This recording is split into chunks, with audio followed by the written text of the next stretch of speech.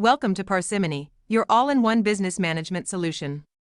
In this tutorial, we'll explore the item group feature in the items and pricing subfunction of the buying module. By the end, you'll have a clear understanding of how to create and manage item groups to organize your inventory effectively. To begin, let's navigate to the buying module in the Parsimony dashboard. Click here to access the buying-related functions. Once you're in the buying module, locate the Items and Pricing tool. This tool allows you to manage various item-related functions, including item groups. Click on the Item Group option to see existing lists. To create a new item group, click on the Add button. In the item group form, you'll find different fields and sections to fill out. Start by entering a name for the item group.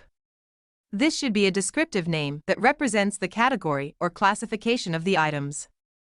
If the item group you're creating falls under a broader category, you can select the parent item group. This helps in organizing and creating a hierarchical structure for your item groups.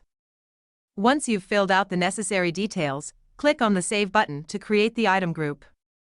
A confirmation message will appear, indicating that the item group has been created successfully. To assign items to the item group, navigate to the items.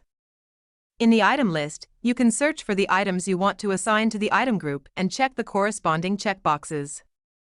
After selecting the items, click on the Save button to assign them to the item group.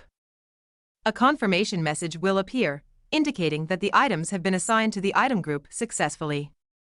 Congratulations! You've learned how to use the item group feature in the items and pricing subfunction of the buying module. Organize your inventory efficiently with Parsimony's powerful item grouping functionality. Thank you for watching this tutorial.